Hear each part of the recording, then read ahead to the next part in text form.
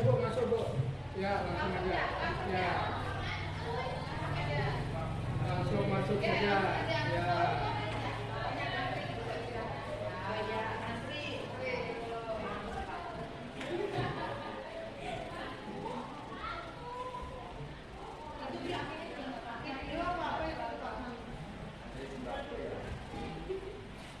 Langsung cari tempat duduk.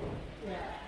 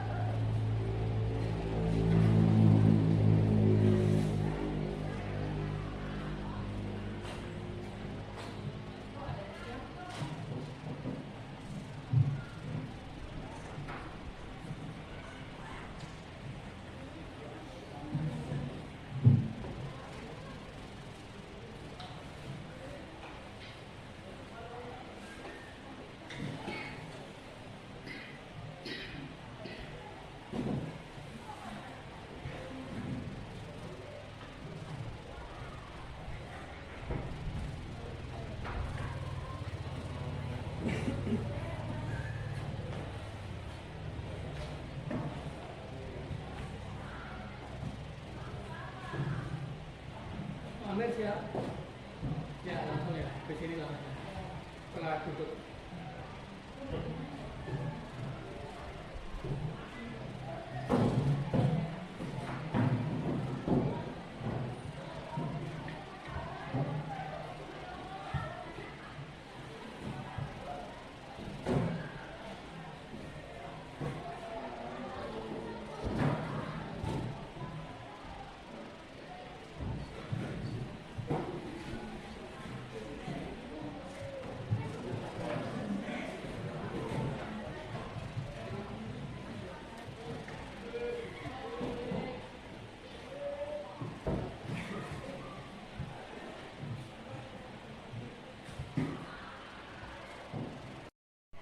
Assalamualaikum warahmatullahi wabarakatuh.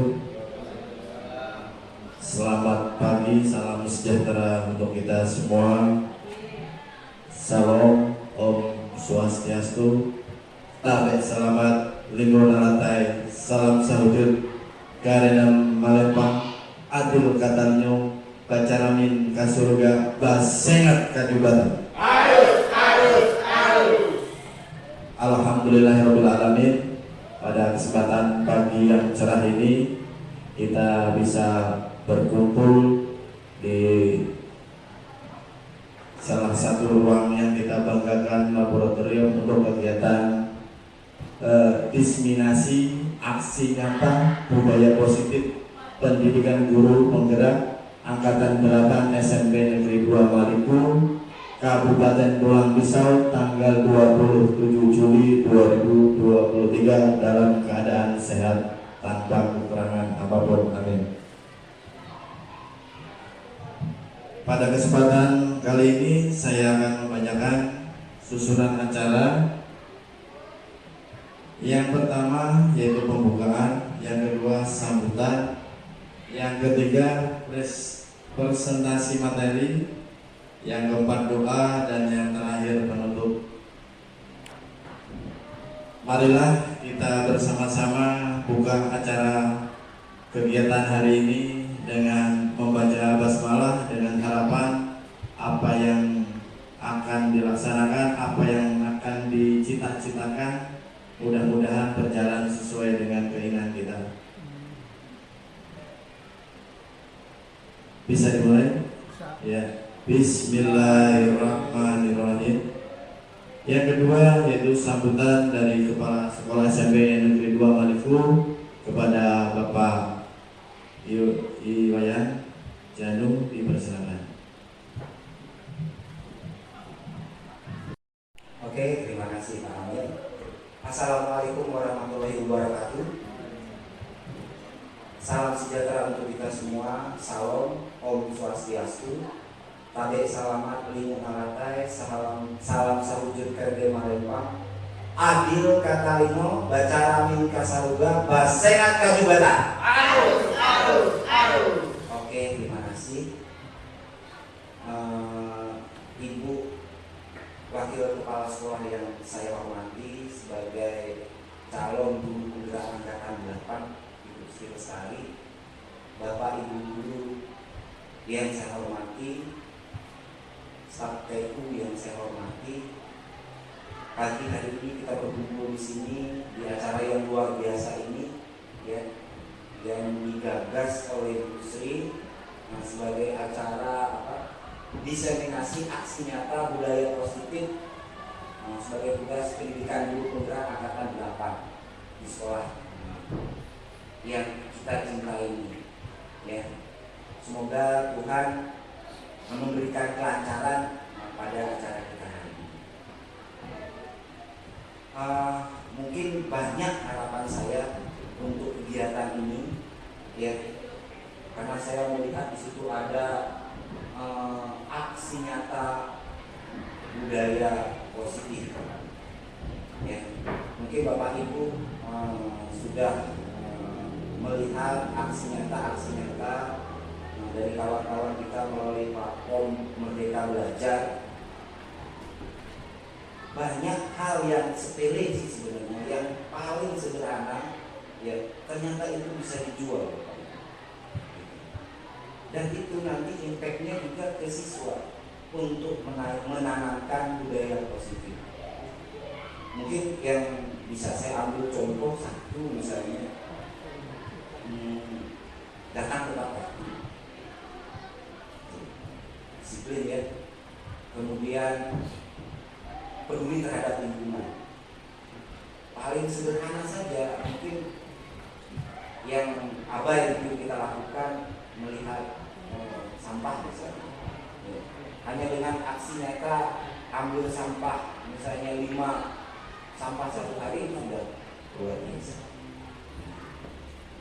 Pada kesempatan ini juga saya sangat berterima kasih.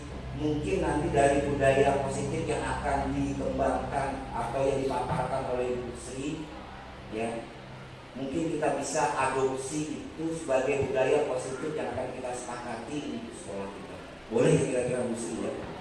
Nanti semoga dalam paparan itu kita mendapatkan suatu kesepakatan, ya, apa aksi nyata yang dibuat oleh Bu Sri selaku CGD angkatan 8 mungkin akan bisa kita adopsi di sekolah. Saya yakin. Kemudian pesan saya kepada Bu Sri, saya yakin ini berat. Iya. Ini berat. Tapi saya yakin sesuatu, ya, kita anggap aja ini ujian, ya, walaupun ini bukan ujian, ini adalah rekrutmen guru penggerak, ya, anggap aja ujian, karena saya yakin Ini lebih berat dari ujian Tuhan, tidak lebih berat dari ujian Tuhan. Ya, saya menyadari itu semua. Jadi pada prinsipnya kami terus akan mendukung apapun yang bisa kami berikan kepada ibu. Saya yakin juga bapak ibu guru yang lain juga sangat mendukung hal ini. Ya. Janganlah segan untuk meminta bantuan kepada kami. Saya kira itu mungkin yang dapat saya sampaikan. Tetap semangat Bu Sri. Nanti kami mohon seandainya memang dari yang saya bilang tadi, paparan dari Bu Sri tentang budaya positif, jika boleh diterapkan di sekolah dan kita sepakati bersama, saya bersyukur. Akhir kata saya ucapkan wassalamualaikum warahmatullahi wabarakatuh. Om Santi Santi Santi Om Sahih. Selanjutnya kita menuju acara presentasi materi yang kali ini akan disampaikan langsung oleh calon guru penggerak kita. Kepada Ibu Sri Lestari dengan hormat dipersilakan.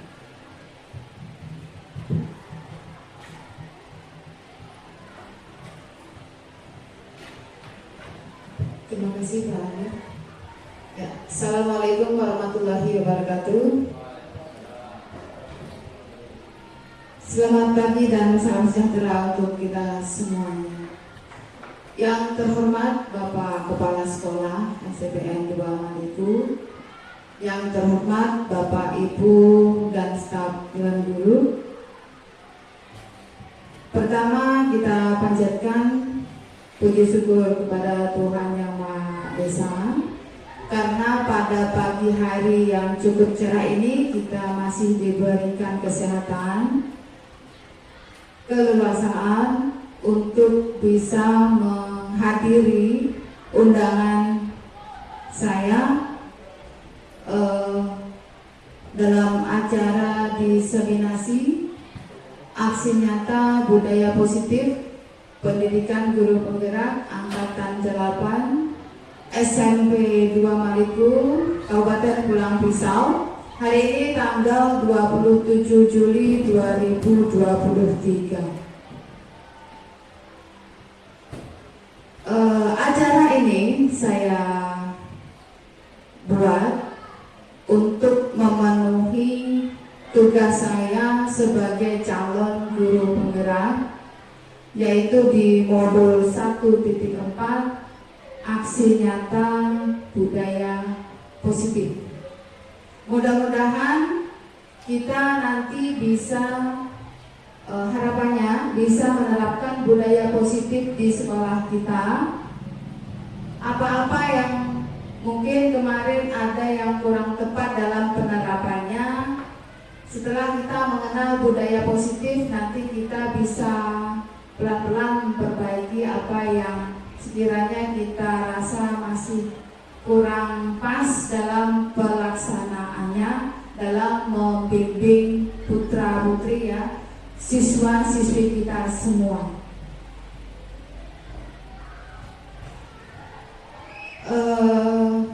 Dalam program guru penggerak ya, calon guru penggerak, saya banyak belajar hal-hal baru yang belum saya ketahui. Mungkin pernah saya melaksanakan hal-hal itu, tapi saya tidak menyadari bahwa itu ada di dalam budaya positif juga, dan termasuk Bapak Ibu ya nantinya akan menyadari, oh berarti saya sudah melaksanakan gitu. Kita ketahui bahwa di program guru penggerak ini tokoh pendidikan di Indonesia ya, Bapak pendidikan kita yaitu Ki Hajar Dewantara, melalui filosofi pemikirannya tentang pendidikan, bahwa tujuan pendidikan ini adalah menuntun murid atau anak-anak menuju sesuai kodrat alam dan kodrat zamannya. Pendidikan itu berpihak kepada murid, Jadi kita sebagai guru itu diibaratkan seperti petani. Jadi kita memelihara tanaman itu sesuai dengan kebutuhannya. Misalnya kita menanam padi, jangan sampai kita memperlakukan tanaman padi itu seperti tanaman yang lain. Misalnya seperti apa ya, jagung, perlakuannya kan berbeda. Jadi kita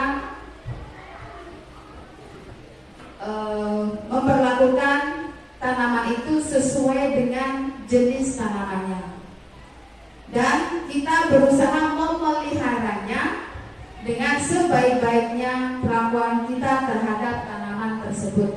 Ya, kita menyiram, kita memupuk, kita menyiangi rumput-rumput, membasmi hama-hama yang ada di sekitarnya dan sebagainya. Itulah posisi kita sebagai guru atau pendidik di sekolah ini. Jadi mereka bisa mendapatkan kemerdekaan dalam belajar, dan kita membimbingnya, mengarahkannya ke arah yang benar tentunya. Ya, dalam semuanya Ki Hajar Dewantara, ya, Bapak Ibu pernah mungkin mendengar istilahnya Engarso Sungtulodo Eng Madya Mangundarso Tutpuri Handayani. Ketika kita di depan, kita sebaiknya menjadi tauladan, ya, menjadi panutan, contoh yang baik untuk anak didik kita. Di tengah, kita bisa menjadi inspirasi untuk mereka. Ketika kita di belakang, kita mendorong, memotivasi anak itu untuk menuju kodratnya. Ya, apa kodratnya? Kodrat anak-anak itu kalau seusia SMP itu mereka masih pengen atau ingin bermain. Kodratnya umurnya segitu, itu berarti anak-anak masih harus dibimbing, diarahkan menjadi yang benar dengan tidak melupakan bahwa kodrat mereka itu masih ingin bermain. Jadi kita sesuaikan dengan usianya. Kodrat zaman sesuai dengan kodrat zaman. Kodrat zaman berarti kita mendidiknya sesuai dengan zamannya. Zaman kita dengan zaman anak-anak sekarang tentu sangat jauh berbeda. Mereka sekarang lebih kenal dengan teknologi, bahkan mereka lebih maju, ya, pengetahuan teknologinya daripada yang sudah senior-senior atau yang sudah tua-tua. Mereka lebih maju. Ya, itu sekilas tentang pemikiran tokoh pendidikan kita, yaitu Bapak Ki Hajar Dewantara. Kita masuk ke acara kita ini, ya, diseminasi positif di sekolah. Lanjut Pak Sandra. Kita akan membahas apa itu budaya positif. Budaya positif itu merupakan perwujudan dari nilai-nilai atau keyakinan universal yang diterapkan di sekolah. Budaya positif di sekolah tidak dapat diciptakan secara instan dalam penerapan budaya positif di sekolah. Diperlukan tuntunan dan tauladan dari seorang guru. Ya, kita tidak lepas dari tuntunan teori dari tokoh pendidikan kita tadi, yaitu Bapak Ki Hajar Dewantara. Lanjut. Di dalam budaya positif ada beberapa hal yang menyangkutnya, yang ada hubungannya dengan budaya positif, yaitu disiplin positif dan nilai-nilai kebajikan universal. Tujuan dari disiplin positif, ya, tentunya kita ingin tahu apa tujuan dari disiplin positif. Disiplin positif tujuannya adalah menanamkan motivasi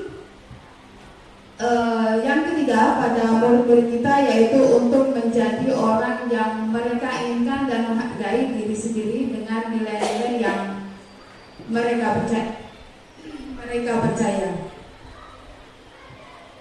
Kemudian nilai-nilai kebajikan universal, yaitu sifat positif manusia yang merupakan tujuan mulia yang ingin dicapai setiap individu.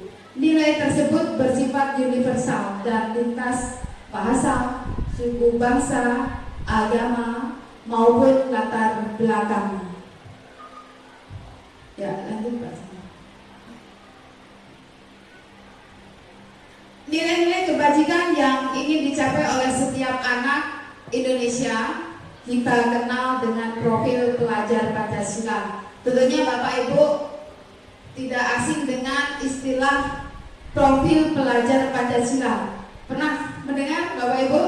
Atau mungkin sedang browsing-browsing di dunia maya apa itu profil pelajar Pancasila? Ya. Yang pertama, seperti kita ketahui ya, apa itu profil pelajar Pancasila? Beriman, bertakwa kepada Tuhan yang Maha Esa dan berakhlak mulia. Kenapa yang beriman bertakwa kepada Tuhan yang Maha Esa itu menempati urutan yang pertama? Karena yang nomor satu dalam kehidupan kita ini adalah iman kita kepada Tuhan kita. Disitulah fondasi kita untuk membuat kerangka pemikiran yang lain-lainnya. Jadi kita dasarnya harus percaya dulu dengan Tuhan, beriman. Jadi kita ada filter. Ya, berpikirnya itu kita lebih punya kendali, kontrol, ya, untuk melakukan sesuatu. Makanya kita harus dasarnya beriman dan bertakwa. Seperti di Pancasila kan, satu ketuhanan yang Maha Esa. Yang kedua ada mandiri. Mandiri berarti kita anak-anak ya, itu mandiri dalam belajarnya. Dia tidak hanya mendapatkan ilmunya itu menerima saja dari yang sudah disampaikan oleh Bapak Ibu gurunya. Dia berusaha membekali dirinya dengan cara yang lain, misalnya mencari sumber belajar dari internet, bertanya kepada yang lebih tahu, ya, bertanya kepada Bapak Ibu gurunya, mungkin di lain kesempatan waktu belajar di kelas. Ya, seperti itu. Bernalar kritis. Bernalar kritis berarti anak ini hati-hati dalam menerima informasi. Kritis dia, tidak asal. Jadi dia saring, dia pikir, dia olah informasi yang dia dapatkan. Berikutnya ada berkebinekaan global. Berkebinekaan global artinya kita tidak membatasi diri juga dengan budaya asing misalnya ya. Kalau budaya asing itu baik, itu kita terima ya, anak-anak bisa menerimanya. Tetapi dia tidak akan meninggalkan budayanya sendiri. Dia tetap, kalau kita orang Indonesia ya, anak-anak biasa dengan budaya orang timur, sopan santunnya terutama ya, terutama sopan santunnya dia akan jaga ya, walaupun dia mendapatkan mengetahui budaya asing yang berbeda, tapi dia tidak lengah dengan budayanya sendiri.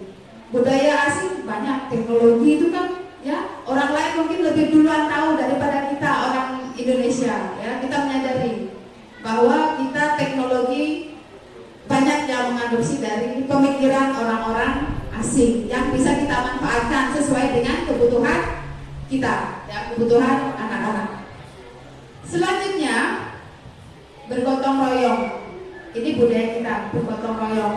Dia tidak cuek dengan orang lain yang lain kesusahan, kita ikut membantu. Ya, misalnya seperti yang di sekolah ini ya, kalau hari Jumat atau hari Senin setelah apel upacara, kita mendidik anak-anak, ayo buang sampah sama-sama. Pas persiapan acara, ayo kita Bapak Ibu membimbing, angkat meja, angkat kursi, ya, atur sana, atur sini. Nah itu kita membina untuk anak didik itu bergotong royong, ya. Itu asli dari budaya kita, ya. Lanjut kreatif. Seperti yang diketahui, arti kata kreatif itu kan berarti dia tidak berhenti melakukan sesuatu, membuat sesuatu. Dia kreatif.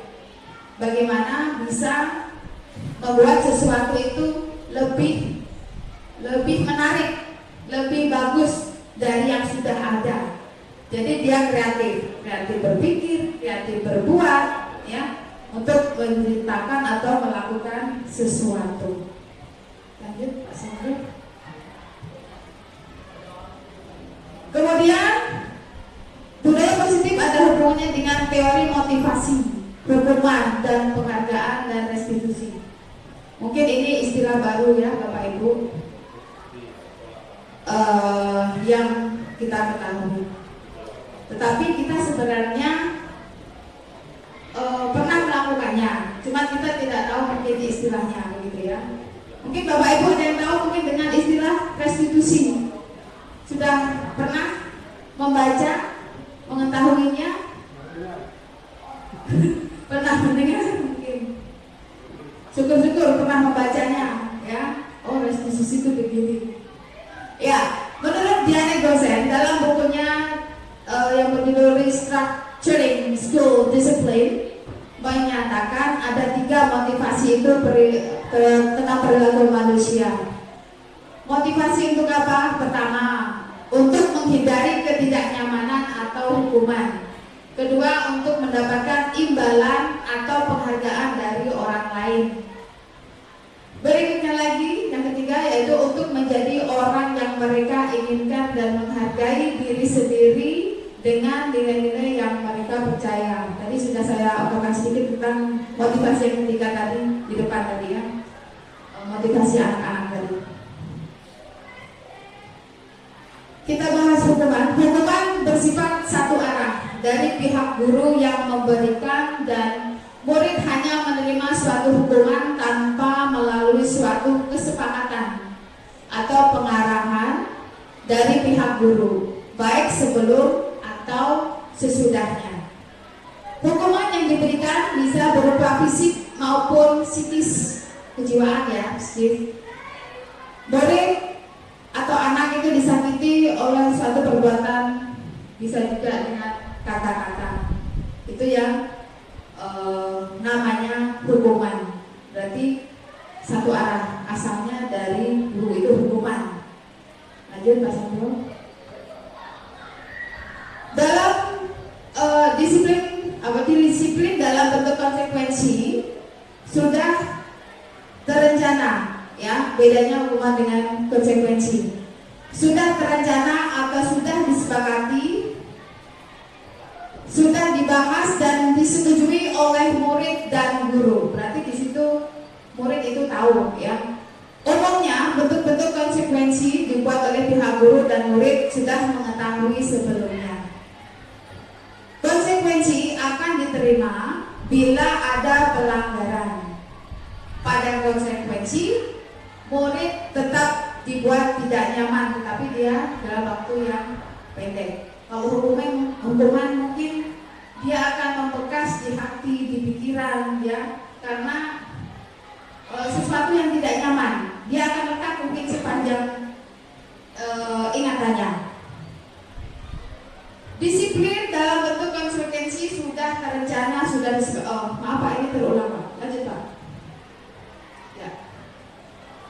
Tadi saya sudah singgung sedikit tentang restitusi. Restitusi adalah proses menciptakan kondisi bagi murid untuk memperbaiki kesalahan mereka sehingga mereka bisa kembali pada kelompok mereka dengan karakter yang lebih kuat.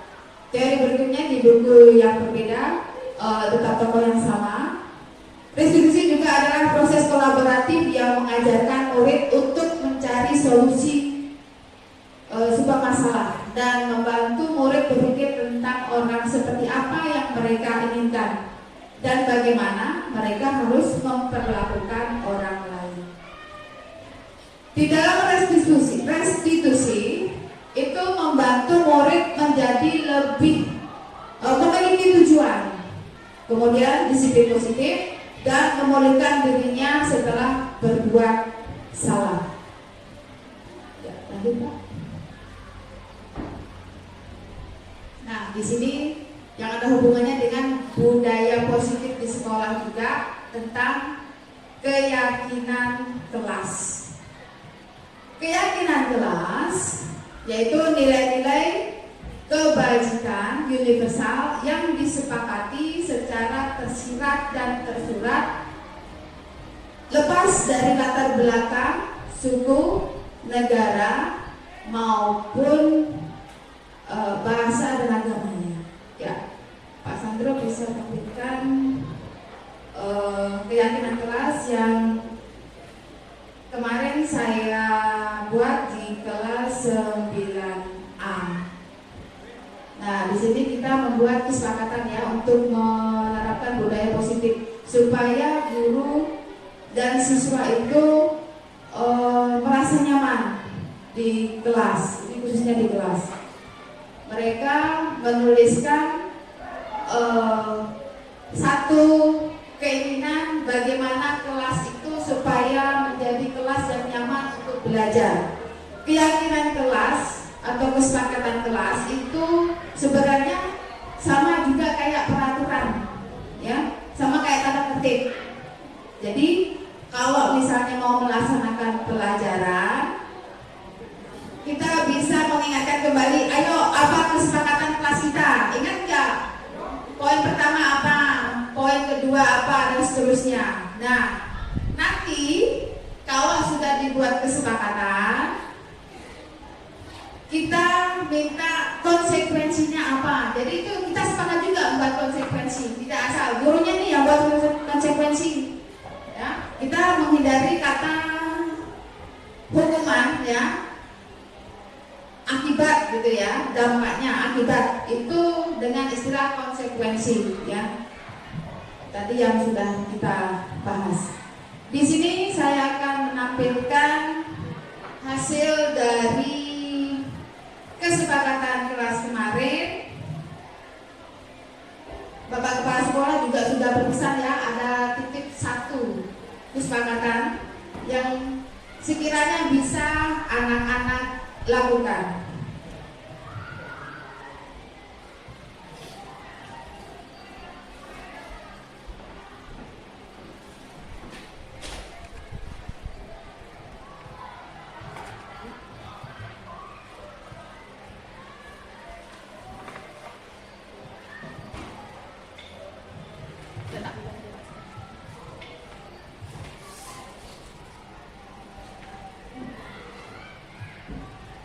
Ya, di sini ada beberapa kesepakatan kelas di kelas 9A. Ada 8 poin. Terima kasih Pak. Udah cukup aja Pak. Ya, saya ambilkan ini sebentar. Yang kita terapkan, yang bisa kita terapkan di kelas pada saat belajar, ya. Yang ini masuk ke dalam budaya positif. Yang pertama, hadir tepat waktu. Yang kedua, berdoa sebelum dan sesudah belajar. Ketiga, tidak boleh berisik. Banyak sekali yang mengatakan menulis di kertas ini, mereka menyatakan tidak boleh berisik. Banyak sekali. Ada kalau 9 sampai 10 orang masa. Tidak boleh berisik. Yang keempat, tidak boleh mondar-mandir dan bersungguh-sungguh saat belajar. Mungkin Bapak Ibu yang mengajar di kelas 9A mengenal karakter anak-anak di 9A, ya. Yang kelima, saling menghormati sesama teman dan Bapak Ibu guru. 6, tidak boleh melakukan bullying. Nah, ini yang penting, ya. Bully itu kan bisa juga berupa fisik, bisa juga melalui kata-kata. Nah, ini perlu kita arahkan anak-anak supaya menghindari bullying. Kalau anak yang dibully tidak tahan, dampaknya sangat buruk Bapak Ibu, ya, sangat buruk. Kasihan yang kena bully. Kalau di luar negeri ada yang sampai bunuh diri, kasihan ya. Itu berarti sangat berpengaruh sekali dia kejiwaannya. Yang ke-7, semua siswa mengerjakan tugas.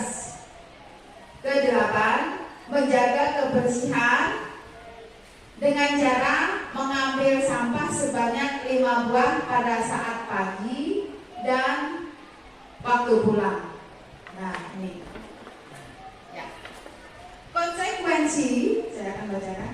Konsekuensi yang anak-anak inginkan. Yang pertama, menerima tugas dari Bapak Ibu guru yang ada kaitannya dengan pelajaran, ya. Jadi konsekuensi itu tidak asal menghukum, misalnya nggak mengerjakan tugas, lari keliling lapangan 10 kali, ya, itu berarti hukuman, tidak ada hubungannya dengan pelajaran dari Bapak Ibu gurunya. Yang seperti itu yang sebenarnya harus kita hindari. Spontanitas, pada saat itu terpikirkan anak-anak itu suruh ngapain, jadi tidak seperti itu. Yang sekiranya konsekuensi itu masih bisa diterima oleh anak-anak dan mampu melakukannya dan wajar, ya, wajar. Yang kedua, membersihkan WC. Anak-anak kemarin disuruh bersihkan WC Bu, oke. Kemudian ikut serta dalam piket kelas.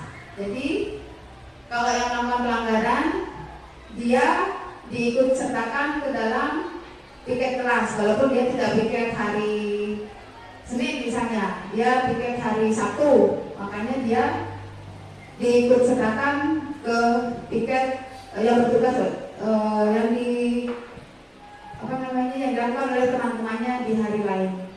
Ya, ini contoh kesepakatan kelas yang sudah dibuat dari kelas 9A. Nah, nanti Bapak Ibu bisa wali kelas, ya, Bapak Ibu wali kelas khususnya itu bisa membuat kesepakatan kelas supaya anak-anak itu nanti nyaman belajar, ya. Mereka tentunya menginginkan situasi belajar yang menarik, yang menyenangkan, nyaman di kelas, ya. Nah, itu tadi jangan lupa juga untuk memberikan konsekuensi yang disepakati oleh semuanya. Jadi kalau misalnya ada pelanggaran, kita ingatkan, oh kemarin konsekuensinya begini kalau kita melanggar kesepakatan. Ya. Lanjut Pak Sandro. Yang ada hubungannya dengan budaya positif tadi juga ada mengenai kebutuhan dasar manusia. Ya. Menurut Dr. William Glasser dalam Choice Theory, 5 kebutuhan dasar manusia, ya, dan dunia berkualitas, misalnya bertahan hidup, kebutuhan bertahan hidup. Bertahan hidup itu kan ada hubungannya dengan kebutuhan makan. Jadi kalau anak-anak kenyang, pasti dia mikirnya bisa tenang. Kita perhatikan kalau anak-anak yang sakit perut, kalau ditanya kenapa, itu yang sering kita temui kan, belum sarapan. Jadi kebutuhan dasarnya belum terpenuhi, makanya dia berpengaruh juga, ya, untuk ikut belajar dengan nyaman. Kemudian kasih sayang dan rasa diterima dalam bersosialisasi dengan teman-teman. Anak-anak itu merasa diterima, ya. Jangan ada, kita usahakan supaya anak-anak itu tidak pilih teman. Ya, semuanya memiliki hak yang sama untuk disayangi. Ya, misalnya ada anak-anak yang kemampuan berpikirnya di bawah yang lain, nanti dihindari. Sebenarnya yang itu kasihan, ya. Dia harus memiliki teman juga dalam pergaulannya. Kasihan kalau kita biarkan dia sendirian, gitu ya. Pernah Bapak Ibu menemui siswa yang kayaknya dihindari gitu? Ya, saya pernah menemui. Tapi saya juga berusaha untuk mendekatinya, kenapa gitu, ada apa. Kemudian mengenai belajar di kelas, ada siswa kayaknya itu dihindari gitu, nggak mau kerja kelompok dengan dia karena begini begitu gitu ya. Nah, itu perlu kita bimbing anak-anak yang seperti ini. Jadi kita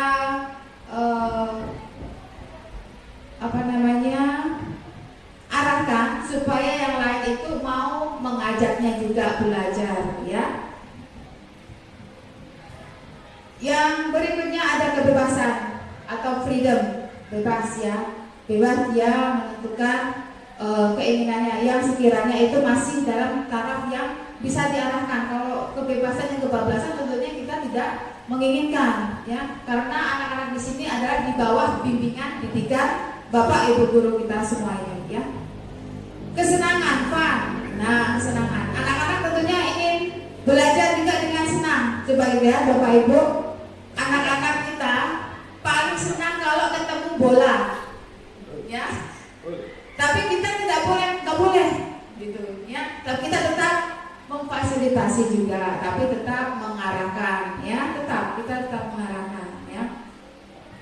Terus gak usah belajar gitu, ya. Masyarakat main bola terus, nggak gitu juga, ya. Kalau waktunya bermain silakan, kalau waktunya belajar ya belajar. Jadi kita tetap memfasilitasi kesenangan mereka yang sekiranya masih dalam taraf sewajarnya. Yang terakhir penguasaan. Penguasaan apa? Penguasaan mungkin dia tentang ini, pengetahuan dia, penguasaan ilmu, pengetahuannya, pelajarannya. Nah, lanjut Pak Sandro. Ini tentang restitusi, di mana ada 5 posisi kontrol menurut Diane Gosek. Yang pertama, posisi kontrol Bapak Ibu guru sebagai penghukum. Yang kedua, pembuat rasa bersalah. Yang ketiga, sebagai teman. Keempat, sebagai pemantau. Yang terakhir, sebagai manajer. Lanjut Pak Samuel. Ya, kita bahas apa itu penghukum. Posisi kita atau Bapak Ibu guru sebagai penghukum, hukuman yang diberikan baik berupa secara fisik ataupun verbal, merupakan alat untuk mendisiplinkan murid saat berada di lingkungan sekolah. Nah, mungkin itu dengan kata-kata yang keras, ya, yang seperti lari lapangan, ngepel dan sebagainya, itu ya, itu termasuk dari menghukum, ya. Termasuk yang push up, ya, itu juga termasuk menghukum. Yang kedua, kita posisi kontrolnya sebagai pembuat rasa bersalah. Pembuat rasa bersalah itu kata-kata yang diucapkan ini akan membuat murid menjadi merasa bersalah, tidak nyaman, merasa dirinya rendah, tidak berharga, bahkan merasa mengecewakan orang lain. Misalnya dicecar dengan kemarahan, ya, kita memarahi anak-anak yang melakukan tindakan yang salah, jadi kita marahin habis-habisan, ya, itu berarti kita posisinya membuat rasa bersalah. Nah, posisi yang ketiga, guru bisa melakukan kontrol, ya, sebagai teman, ya, guru bisa melakukan kontrol agar bisa mengendalikan pendidikan murid. Ini ada baiknya, ada tidaknya juga. Nggak baiknya kita kalau dengan guru itu sederajat seperti teman, jadi ya tahu sendiri murid dengan guru bagaimana, karena kita anggapannya adalah sebagai teman. Kadang kalau kita ada sesuatu hal yang kurang tepat dari kita terhadap dia bisa dendam dengan kita, ya, begitu. Kemudian rasa hormatnya mungkin beda, ya, karena posisi sebagai teman dengan yang memang harus dihormati itu adalah guru yang kita zaman dahulu kita lakukan terhadap guru penghormatan itu. Yang keempat itu sebagai posisi kontrol kita sebagai pemantau atau monitor, yaitu guru sebagai pemantau atau monitor berarti mengawasi setiap tingkah laku murid saat di sekolah berdasarkan ketentuan atau peraturan yang berlaku. Sifatnya kaku ya Bapak Ibu. Ikuti aturan, peraturannya begini. Yang kelima, posisi sebagai manajer. Guru sebagai posisi manajer berarti berperilaku layaknya seorang mentor yang memberikan arahan, bimbingan, mendukung tindakan murid untuk mempertanggungjawabkan tindakannya, sekaligus memberikan arahan untuk menemukan solusi dari suatu permasalahan. Ya, itu tadi posisi kontrol kita sebagai guru. Saya akan membagikan beberapa kertas ini kepada setiap Bapak Ibu, ya, untuk menuliskan posisi kontrol Bapak Ibu selama ini di sekolah itu sebagai apa? Apakah sebagai penghukum? Apakah sebagai pembuat rasa bersalah? Sebagai teman? Sebagai pemantau atau monitor? Atau sebagai manajer? Jadi saya ingin mengetahui Bapak Ibu menilai diri sendiri gitu ya. Kita tidak menghakimi, oh kamu sebagai ini, enggak. Merasa seperti apa saya ini gitu loh ya. Diri sendiri yang menilai, bukan orangnya. Oh saya ini berarti selama ini di sekolah itu sebagai penghukum berarti. Satu posisi kontrol ya. Yang sekiranya yang sering Bapak lakukan, mungkin saja pernah sebagai manajer, pernah juga sebagai pemantau, tapi yang paling dominan ada apa namanya benar salahnya, hanya menilai diri sendiri saja.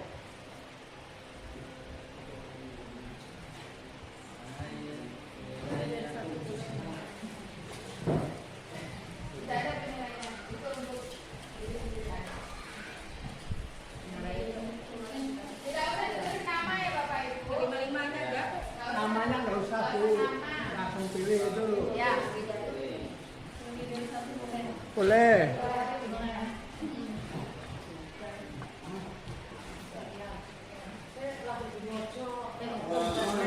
Berbuat rasa bersalah pernah, iman pernah, menatau itu pernah.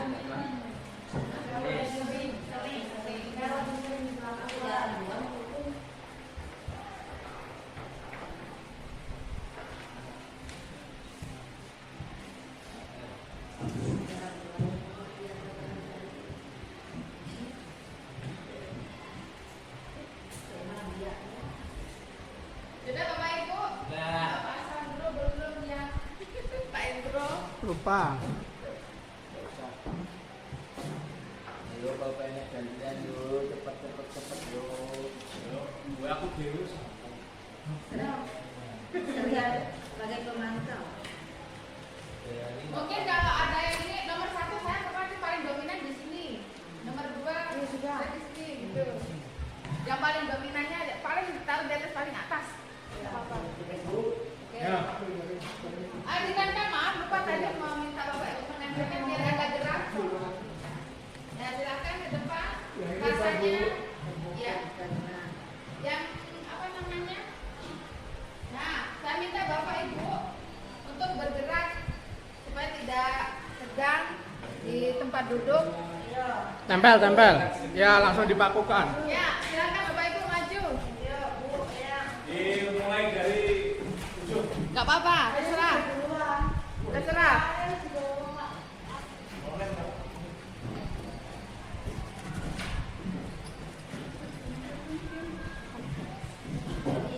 Bahasa Indonesia yang berhubung juga penting. Yang paling sering dilakukan. Boleh tidak? Langsung tempel, Pak. Pakai paku. Yang paling urutan yang paling sering dilakukan. Pernah, buat bisa bersalah pernah. Nanti pakai lagi. Nanti jauh.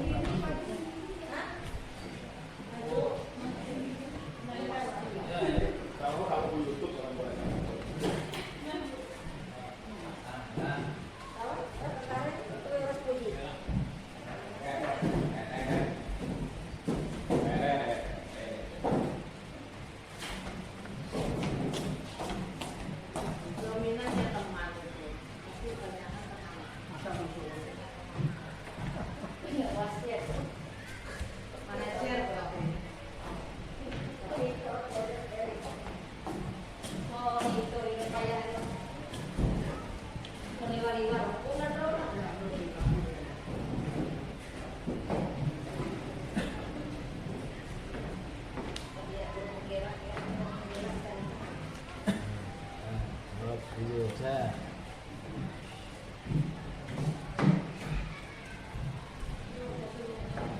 Pandika udah? Yes, Bos. Beres. Oke. Mic-nya, Bu. Ya, ini bukan nilai salah atau benar ya Bapak Ibu, hanya koreksi diri sendiri saja gitu kan. Oh berarti kalau saya posisi di sini, sebaiknya saya yang bagian ini lagi gitu ya. Ada yang menyatakan teman, kemudian ada yang menyatakan teman dan pemantau atau monitor. Ada yang menyatakan pemukul, kemudian teman atau ini ya, kedua pemantau atau monitor. Posisi kontrol yang sering dilakukan, iya. Fokus ini manager, berarti mencakup semuanya. Cocok ini ya, jadi kepala sekolah. Manager, pemantau sebagai teman dan pengukur yang terakhir, ya itu mungkin sudah pilihan terakhir. Kalau menghadapi sesuatu kan kita tidak mungkin sabar terus, harapannya kan sabar. Kita posisi keadaan emosi kita bisa turun naik ya, tergantung dengan mungkin masalah yang kita hadapi atau kondisi hati kita ya, kondisi psikis kita. Kemudian ada yang menyatakan sebagai pemantau, penghukum juga, sebagai teman, cuma pemantau, monitor dan penghukum yang terakhir. Kemudian ini ada monitor sebagai manajer, satu ya, sebagai manajer. Kemudian apa ini? Nomor satu dia penghukum, pernah juga menjadi pembuat rasa bersalah. Teman juga pernah, oke.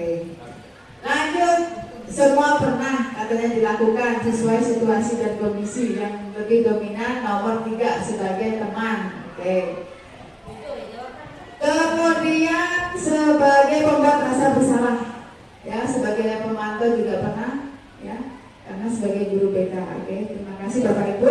Itu tidak ada nilai salah benar, itu adalah penilaian terhadap kita sendiri ya. Kalau ada yang sekiranya kurang tepat, berarti posisi saya perlu perbaiki ke bagian yang ini gitu ya. Nah, begitu pula dengan saya ya, sesuai dengan masalah yang saya hadapi ya, murid itu seperti apa, melakukan kesalahannya. Nah, itu kadang-kadang saya juga bisa sebagai membuat rasa bersalah ya, pernah menjadi sebagai pembuat rasa bersalah, penghukum ya. Tapi sebaiknya kita bisa memposisikan diri sebagai manajer. Ini yang terbaik gimana? Ya, lanjut Pak Sandro. Yang terakhir ini ada segitiga restitusi. Apa itu segitiga restitusi? Restitusi sekali lagi tadi kan sudah kita bahas. Kita tuh bimbing siswa supaya dia itu menjadi lebih baik. Ya. Segitiga restitusi merupakan sebuah proses untuk menciptakan kondisi bagi murid untuk memperbaiki kesalahan mereka sehingga mereka bisa kembali pada kelompok mereka dengan karakter yang lebih kuat. Di dalam melakukan praktek segitiga restitusi ini, Bapak Ibu, itu ada 3 hal. Yang pertama, kita diskusikan bagian menstabilkan identitas. Kita ingin tahu ada apa gitu ya dengan siswa yang bermasalah tersebut. Yang kedua, di posisi ada validasi tindakan yang salah. Yang ketiga, menanyakan keyakinan. Nah, keyakinan itu seperti yang kita lakukan tadi tentang kesepakatan atau istilah mudahnya itu tata tertibnya gitu ya.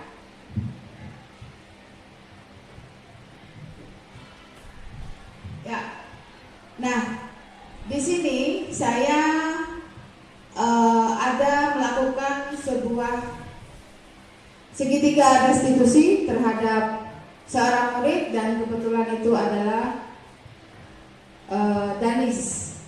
Silakan Pak Sandro.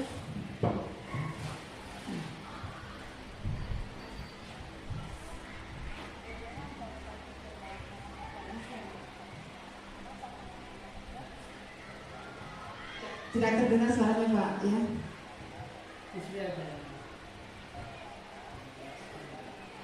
Lupa slide-nya.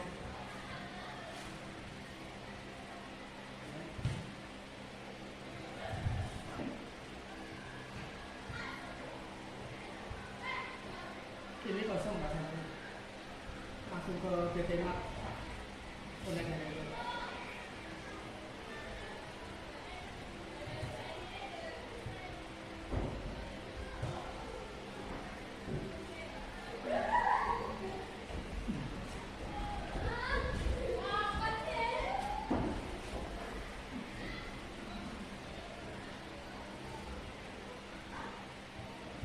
Video yang tadi ada suaranya diumpankan ke sana, bisa ke BTMA. Enggak, video tadi kan ada suaranya. Apa ya Pak? Ya, YouTube BTMA sekali.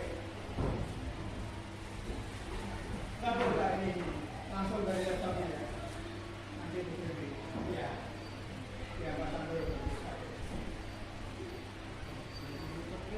Ada di pencarian putih itu di bawah ya, itu dulu. Ya, F-kan, BTMA, on-kan itu ya. Nah, saya sudah pernah. Ya, putar video.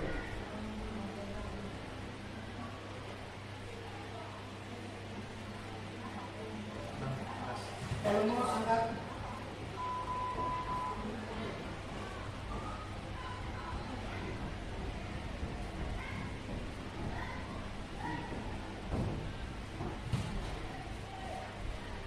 Jadi, si Boyuha kalau tadi bermalas-malasan dalam melakukan senam, kenapa hal itu bisa terjadi?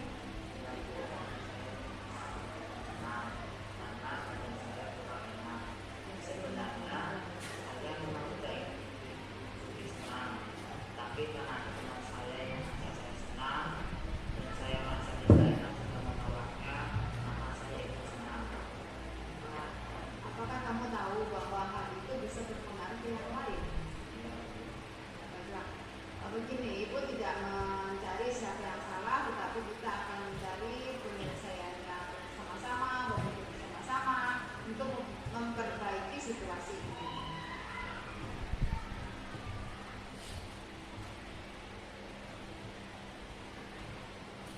Ya, itu tadi tahap menstabilkan identitas. Selanjutnya di tahapan validasi tindakan yang salah.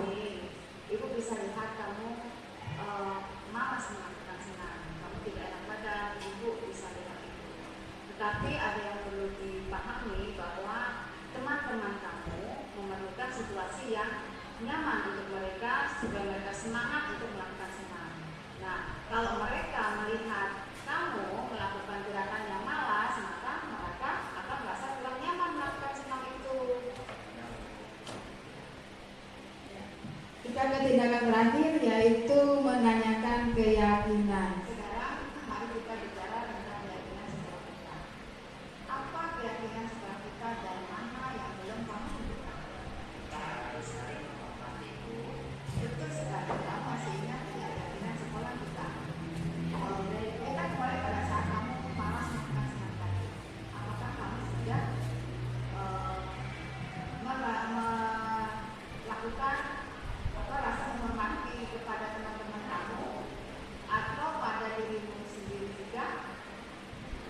Nah, sekarang marilah kita mengingat tentang keyakinan sekolah kita. Dan apakah kamu tahu bagaimana caranya memperbaiki kesalahan itu? Dan apabila saya sakit, saya akan mengikuti UKS sampai senang usai.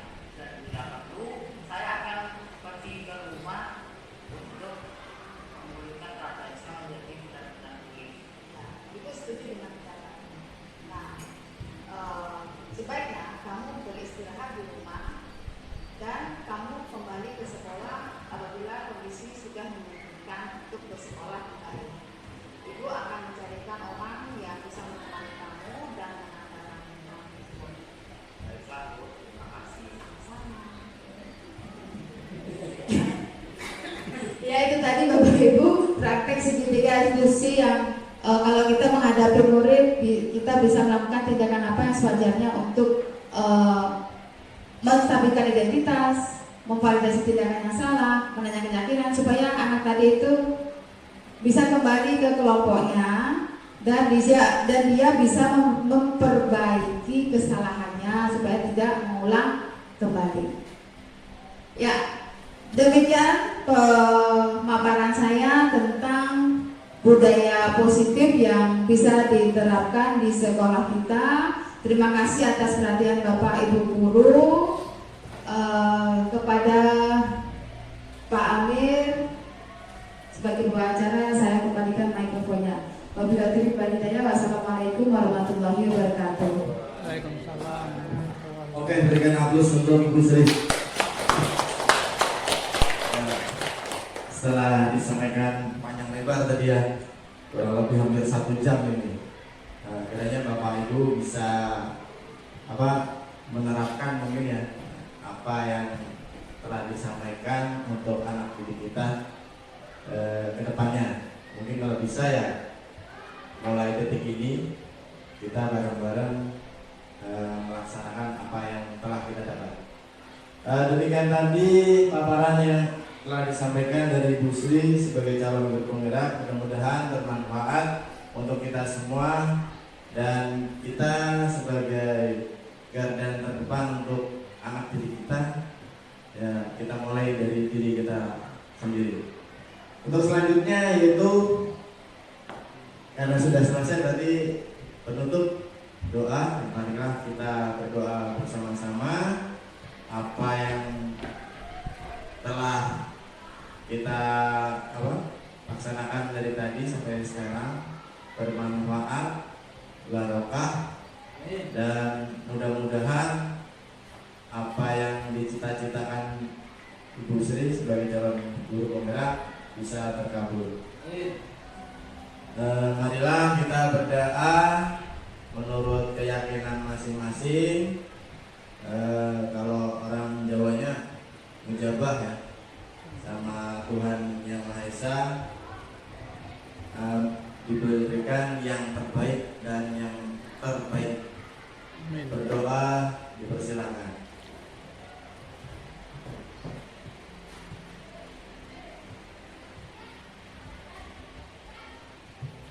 Berdoa selesai. Saya di sini selaku pembawa acara, apabila dalam bertutur kata kurang berkenan di hati Bapak Ibu sekalian, dengan segala hormat dan kerendahan hati mohon dimaafkan. Sekian dari saya tutup. Wabillahi taufiq wal hidayah. Wassalamualaikum warahmatullahi wabarakatuh. Waalaikumsalam warahmatullahi wabarakatuh. Terima kasih sudah Selamat Sri. Ajar.